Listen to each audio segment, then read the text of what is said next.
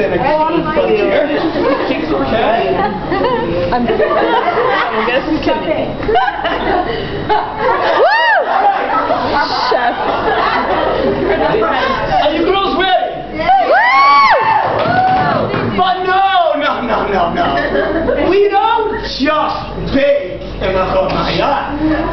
Everything has to have some spiritual, Kabbalistic aspect to it. So, Rabbi Lippman, this may look like a bag of sugar. It's not. He is going to explain. Okay. Sugar. When Hashem created the world, let's think for a moment about why He made sugar look the way it looks. It's white, it's pure, it's heavenly, it's angelic. The idea is, when you have sugar, you're supposed to be elevated to the purest, highest level of spirituality there could be. Don't let anybody tell you that sugar is bad for you, that somehow it's unhealthy for you. That's all gashmi. We're talking now about ruchniut. Why would Hashem have made it taste so good?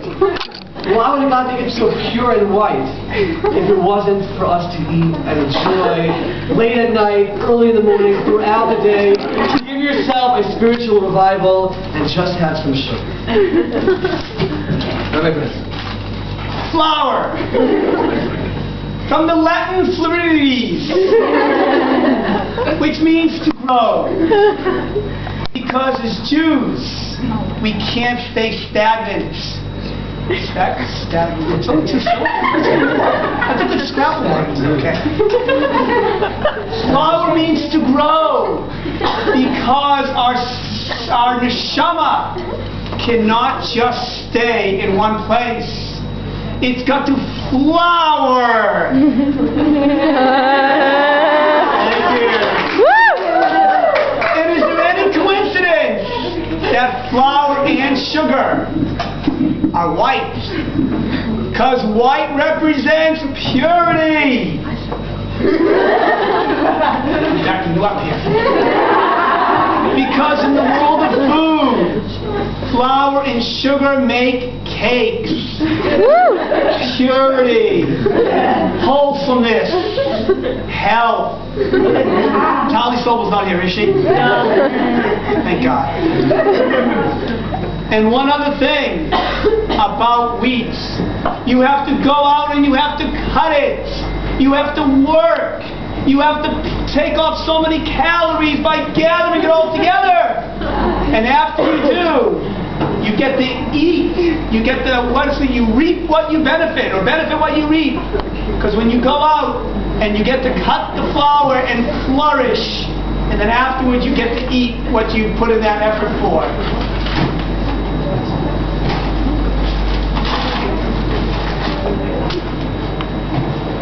Pretend this is chocolate. Lucia, would you like to tell us about chocolate? You sure? Anyone? Gosh. Okay. Think fast. Where does chocolate come from? Okay, how many of you here went on the Hershey tour in Hershey, Pennsylvania? Do I have to say anything more? Is that the most spiritual experience you've ever had? Yeah, you get the chocolate. You go through on this ride and you see the greatness of God's creation as you take that little cocoa bean, right? The cocoa bean, and it ends up being that wonderful Hershey kiss at the end. You see the genius of God's creation. Who can go through that experience and not be a believer in God as the creator of the world? I know that for myself. When I'm feeling down spiritually, I get on that bus and I head down to Hershey and I walk away a different person. And that's all I can say. Chocolate. Amazing though. Here you have the dark.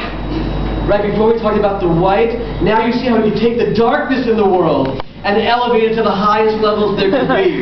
You take sugar, the white, you take chocolate, the dark, and you put it together, and you've exponentially grown spiritually. And that's what we have to do as well in life. We have to find the darkness in life and elevate it spiritually and bring out the spirituality from even those low levels throughout the world. And finally, a recipe. What is the recipe? It is a guide to life. Because without the recipe, you're basically a Jewish grandmother. We don't use any of these things. But for us, we know we have to have recipes because it is similar to Torah and mitzvahs, which is our guide to life. And just like Torah and mitzvahs are our life, so too the recipe that requires flour and sugar and chocolate is our Savior, is our guide to healthy and happy living. So what I'm going to do, and I don't want to waste all the roast stuff, so imagine, okay? I'm going to combine all of these things. Now, Rabbi Littman, as we know,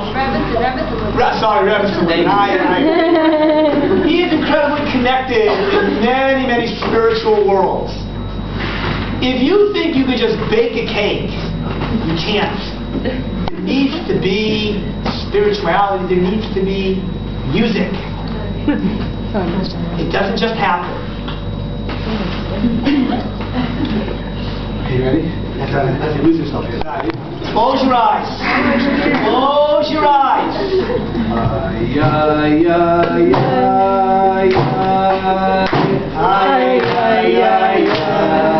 don't hear you.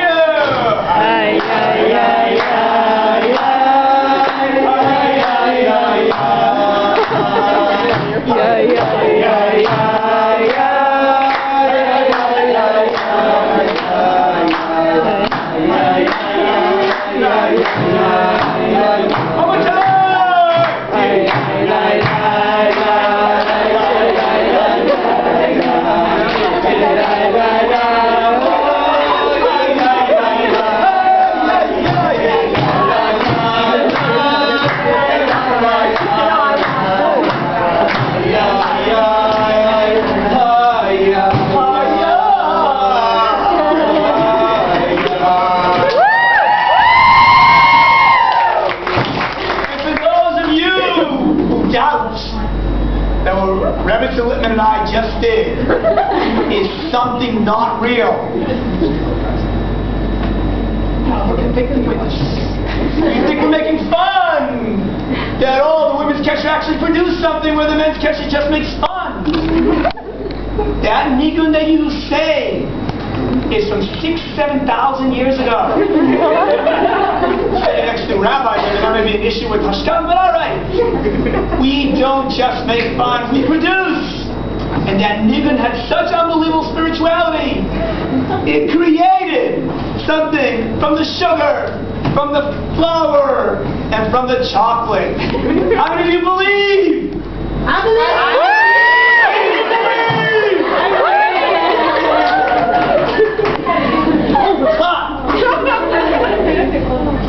Light cream here.